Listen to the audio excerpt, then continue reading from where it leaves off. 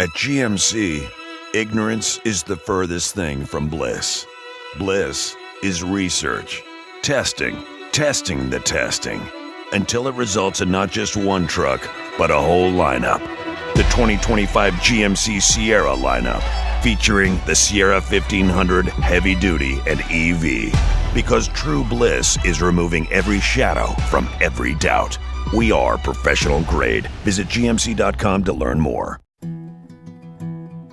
A science story, huh?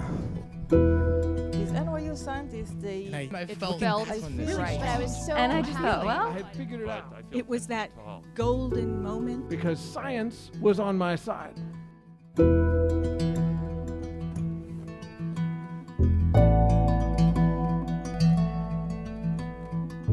Hey everyone, welcome to The Story Clutter, where true personal stories about science help us explore just how weird, wonderful, and deeply human this world can be.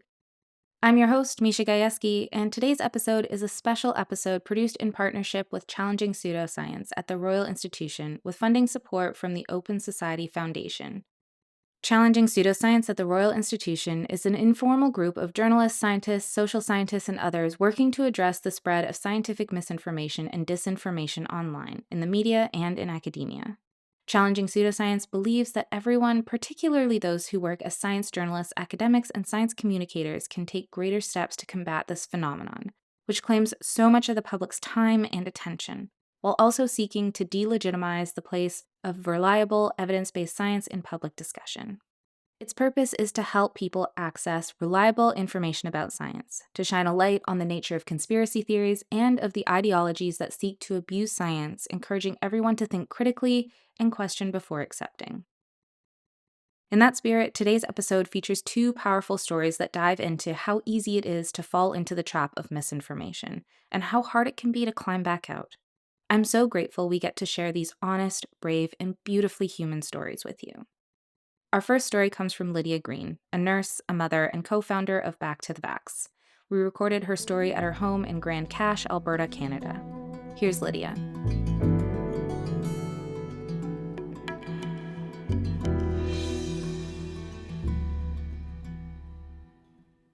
"18 years ago, I'm a quality control chemist at a pharmaceutical manufacturing plant. My job is to test raw materials, monitor reactions, ensure purification processes are flawless. In that environment, we document everything. We don't throw away a single scrap piece of paper, and you can't even fart in there without writing it down. I know firsthand how much care goes into producing these medications and products. I love my career, and I am very good at it. But it's time for me to settle down and have a family, so I leave my career behind. I'm 26 when I become pregnant with my daughter, and I'm determined to give her the best start in life. I'm planning to breastfeed and cloth diaper and make my own baby food, and of course I plan to vaccinate her. I even got a flu shot while pregnant. So it's my daughter's 8-week appointment, and we go to the public health office. The walls are this off-white sickly color. There's faded pictures of cats and cartoons on the wall. I feel really uneasy. I look at her. She's so teeny tiny. And I think, shouldn't she be bigger before getting these shots? What if something goes wrong? I can't undo it. But I don't say anything as the nurse walks into the room. She pulls out the needles, and my heart starts racing. And she injects my daughter, and I quickly comfort her by breastfeeding. Later that evening, she's screaming this high-pitched, repetitive, robotic cry. She was such a good baby. I never heard her cry like that in my life. I'm terrified, and I do my best to comfort her all night long. The next day, I call the public health nurse in a panic. I tell her about being up all night with my screaming baby. She brushes me off, saying, "That sounds normal. You're just being a first-time mom." I feel defeated. I feel embarrassed and still very worried. She later follows up to schedule the next round of vaccinations, and she lies to me, telling me my daughter wouldn't be allowed in school without them and that there was a polio outbreak in Toronto, of all places, caused by immigrants. I quickly Googled to find that neither of those things are true, and that was the moment I lost trust. I knew I could not trust that nurse. I needed answers, and I didn't get them from public health. So I turned to the internet. Weeks earlier, I went to my doctor because I was having breastfeeding issues. And he just told me, don't be so brokenhearted if it doesn't work out. There's formula. So I turned to this internet forum of mothers, and they helped me work through the issue. So there was already a trust built when healthcare failed me.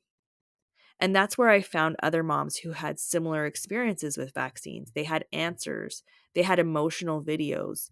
They told me my baby had cryencephalitis, a sign of brain inflammation. They share these PubMed studies and snippets of vaccine inserts, blog posts, horror stories about SIDS, autism, and autoimmune diseases. They said vaccines were to blame, and I believed them. I believed I was saving my baby. By the time I had 2 more kids, I'd fully fallen into this anti-vaccine rabbit hole. I didn't vaccinate them at all. I surrounded myself with like-minded parents. We kept quiet about our choices because we knew the judgment that would come our way. My mother-in-law was a nurse, and she was not happy with my choices.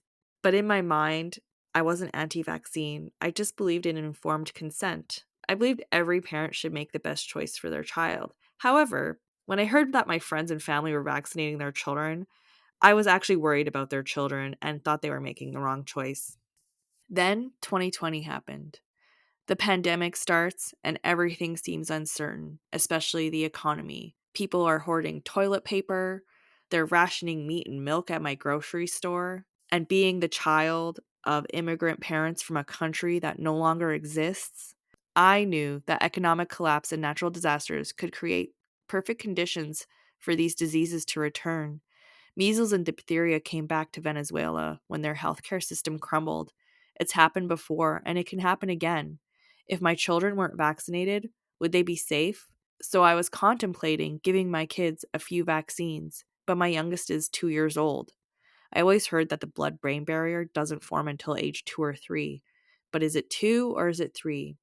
So I go looking for this exact age, and I search through studies for days and find nothing. I try so hard to soothe my cognitive dissonance, but I am shocked to find zero evidence and actually learn that babies are born with a fully functioning blood-brain barrier.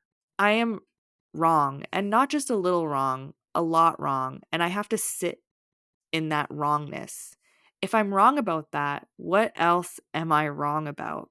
That made me question everything, and I start reading scientific rebuttals to everything I once believed. I learned that the anti-vaccine movement isn't just misguided, it's predatory. They prey on the anxiety of parents. I read about a SIDS tragedy where a mother's baby tragically suffocates, and the anti-vaxxers convince her that vaccines are to blame. I learn how grieving parents are targeted and manipulated. I see how these groups are obsessed with purity and how they see vaccinated kids as contaminated. And I start seeing crossovers with all the conspiracy groups, flat earthers, homeopathy enthusiasts. I also find out that I have been wrong about my daughter's own reaction. The cryencephalitis I feared, it's just localized injection site pain. This left me feeling a discomfort I can't describe. So I do what I thought was impossible and unthinkable. After weeks of sleepless nights, I work up the courage and decide to call public health and admit that my kids are not vaccinated. I tell myself I don't have to make a decision and that we can just talk about my concerns. I don't have to vaccinate my kids if I don't want to. And I call public health and tell the nurse that my children are not vaccinated. And this time, I'm met with kindness instead of dismissal and judgment. The nurse makes plans with me to get my kids caught up. We schedule an appointment for next week, and she says I can do as many as I want. 1, 2, as long as I'm comfortable with it, she'll just keep track of what's remaining. Even one vaccine is better than none. The day of the vaccination comes. I logically, in my mind, know that this is the right thing, but my fears take over. I'm so nervous. All I can picture is having a reflex to just slap the needle out of the nurse's hand before it could even make it to my child. I take an Ativan before their first shots. I explain to my kids that this is for their health, and the nurse I talk to on the phone greets me. The kids are playing with the toys, and my husband and I prepare them for what's going to happen. My kids are much older now, and they put up a fight. We console them, we offer treats, and do you know what happened? Nothing. Not even so much as a red mark. They get their vaccines, eat their ring pops, move on with their day.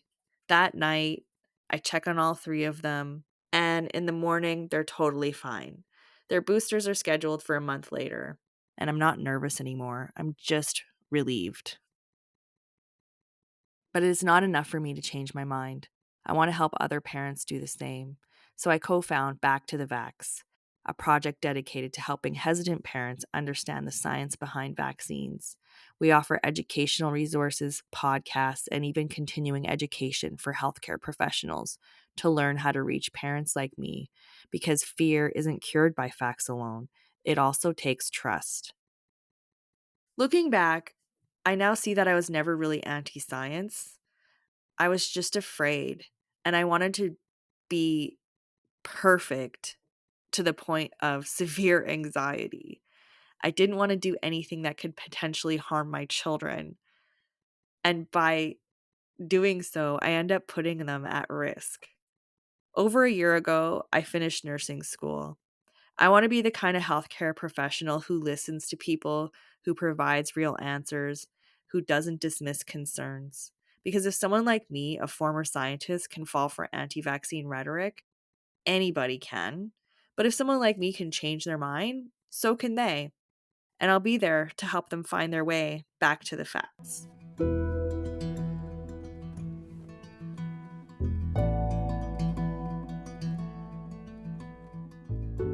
That was Lydia. To learn more about her or Back to the Vax, visit our website, storyclatter.org.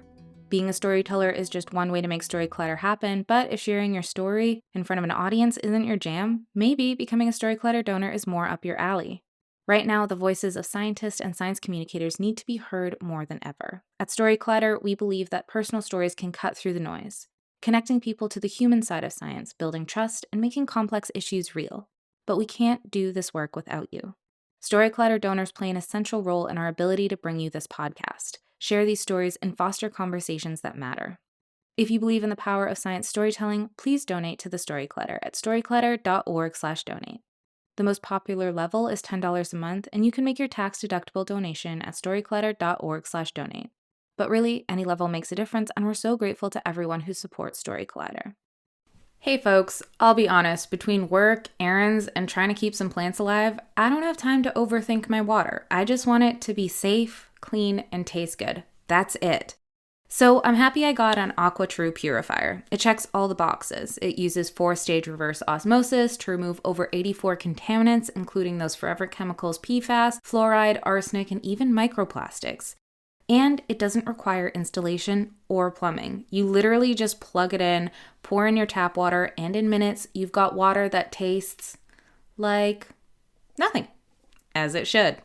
The filters last up to 2 years, so I'm not constantly buying replacements, and one set equals 4,500 plastic water bottles, which means I'm saving the planet and my wallet. And the best part, right now, Storyclatter listeners get 20% off any AquaTrue purifier.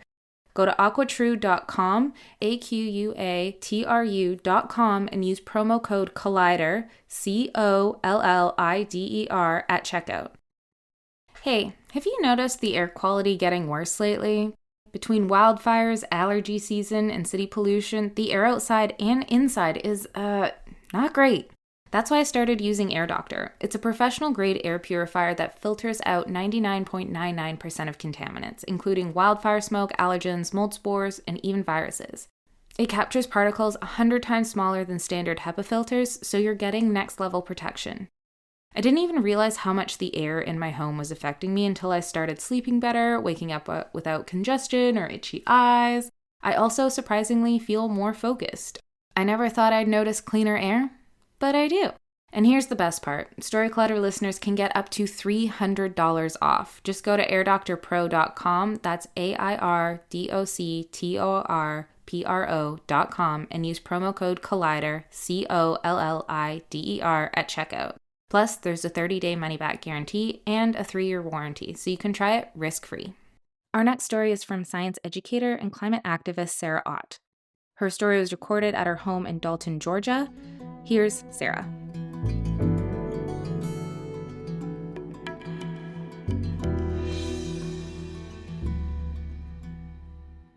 I was born a tree hugger, surrounded from an early age with science all around me.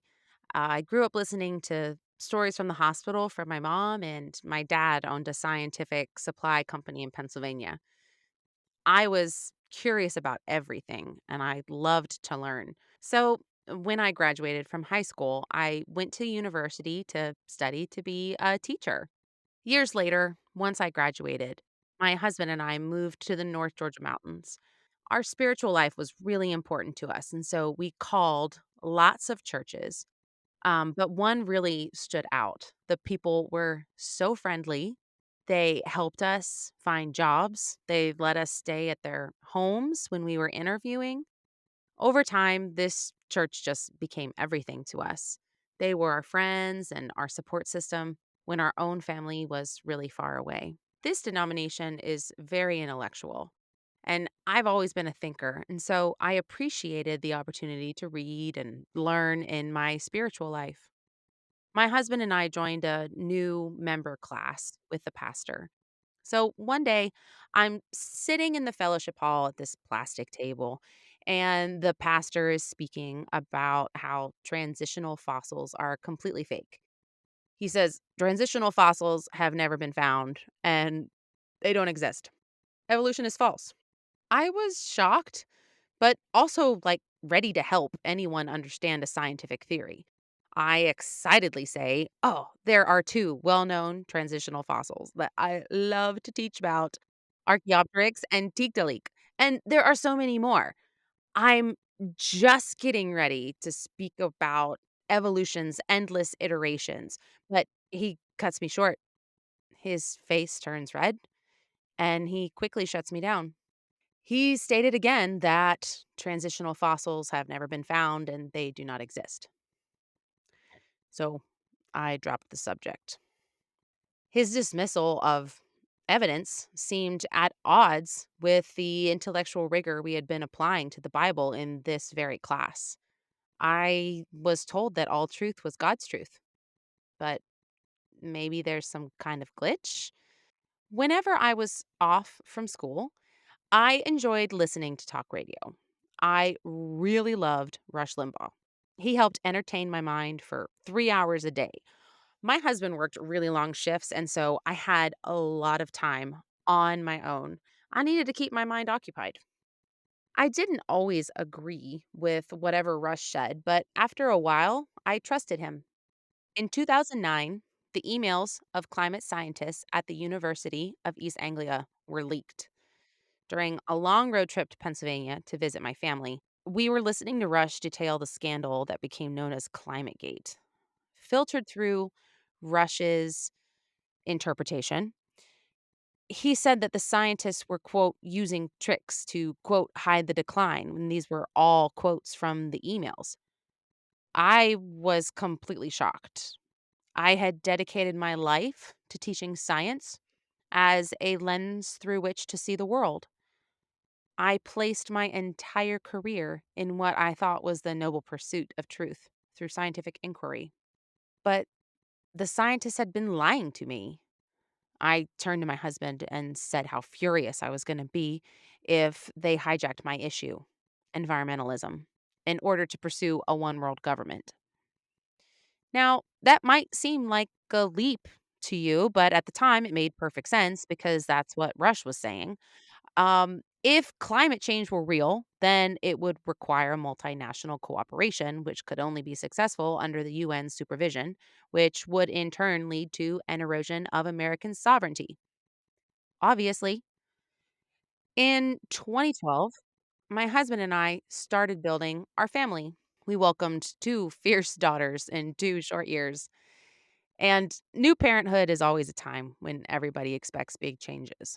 But what I was not expecting was the enormous love for every human being that came with me becoming a mother. One bright Sunday morning, we were sitting in a pew in the middle of our church sanctuary. The late summer light was pouring in the arch windows, and I was holding my sleeping baby. We were singing songs about love and forgiveness, and I could see my friends. Suddenly, I became overwhelmed by the love of mothers who had helped us get to this very mundane moment.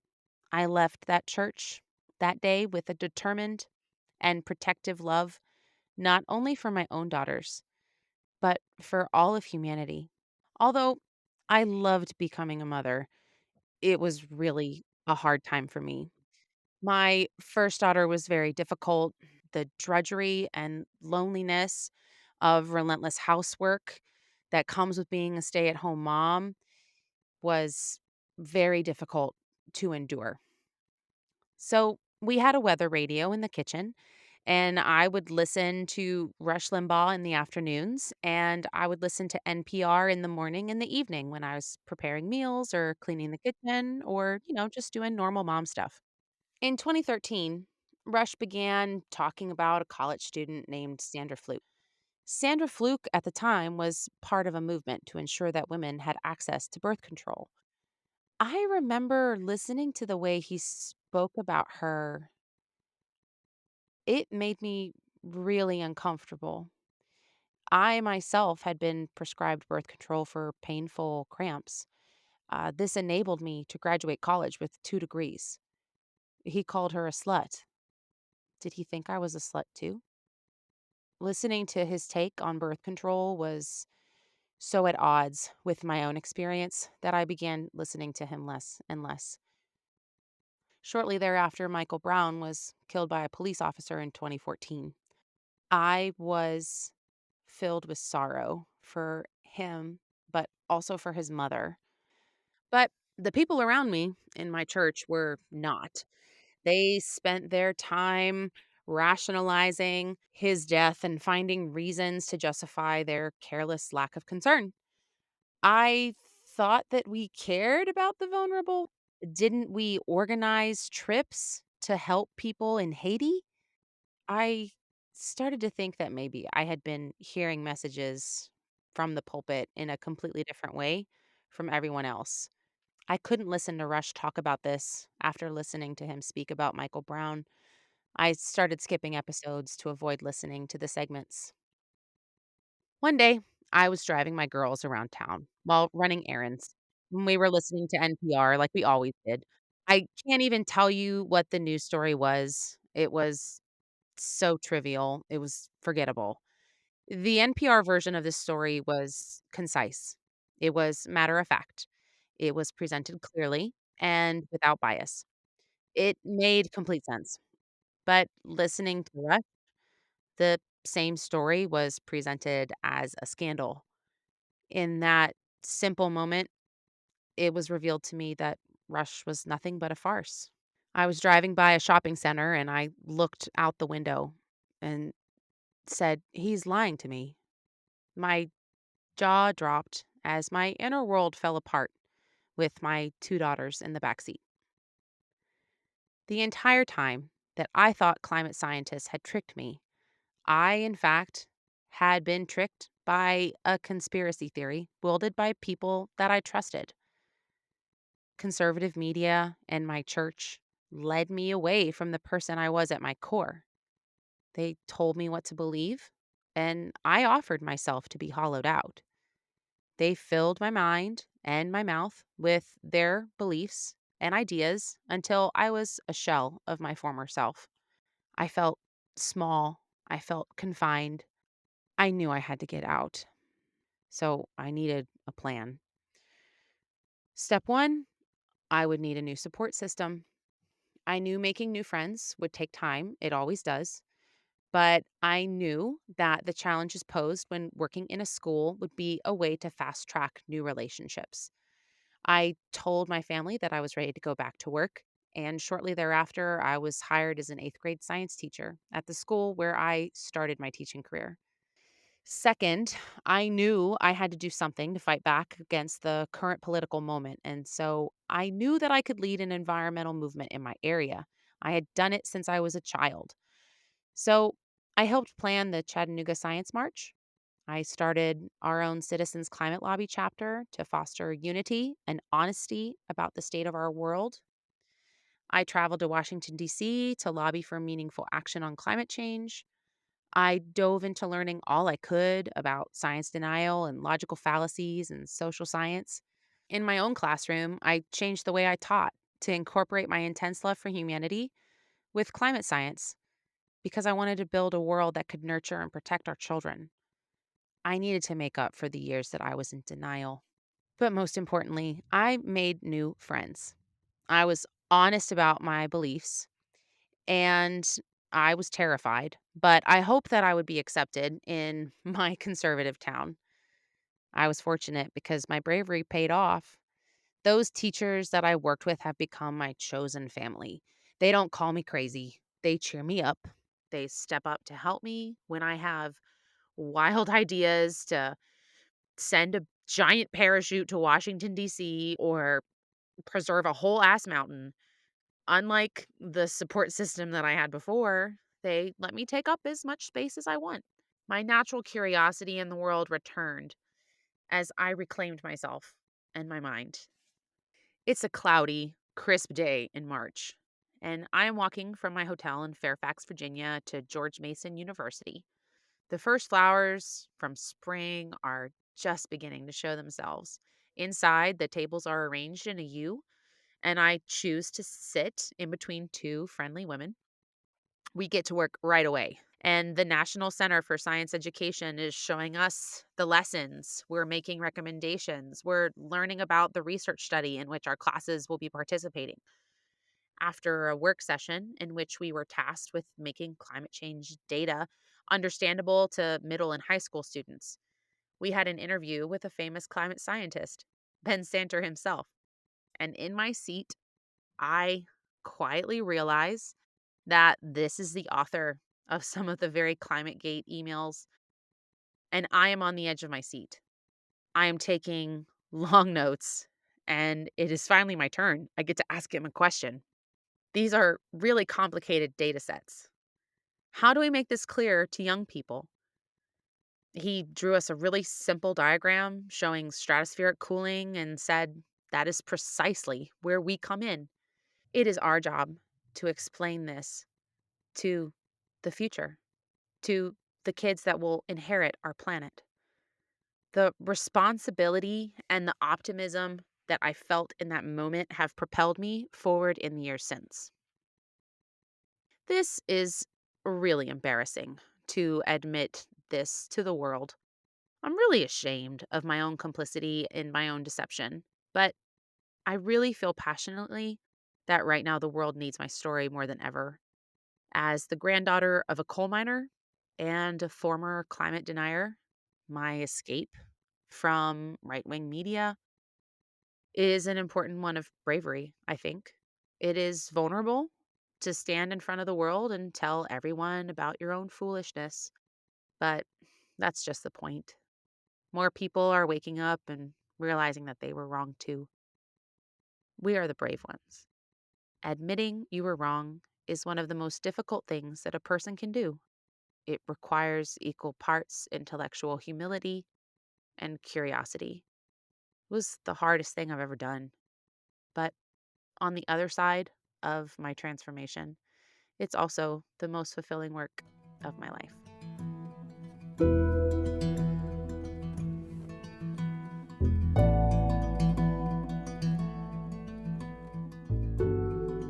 That was Sarah.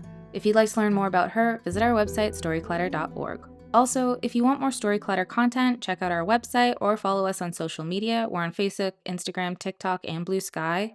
If you want to come to one of our shows, start your own Story Clutter show in your community, or even learn how to tell your own science story, you can learn all about that on our website too. This podcast is produced by me, Misha Gajewski, along with Jen Chen, Nikisha Roberts-Washington, and Aaron Barker, Executive Director and co-founder of the Story Clutter. The stories featured in today's episode were produced by me, Misha Gajewski. Special thanks goes out to the Story Clatters board and team. Also, a big thanks to Challenging Pseudoscience at the Royal Institution for sponsoring today's episode. Our theme music is by Ghost, and next week I'll be back with stories in honor of Pride Month. Until next time, thanks so much for listening.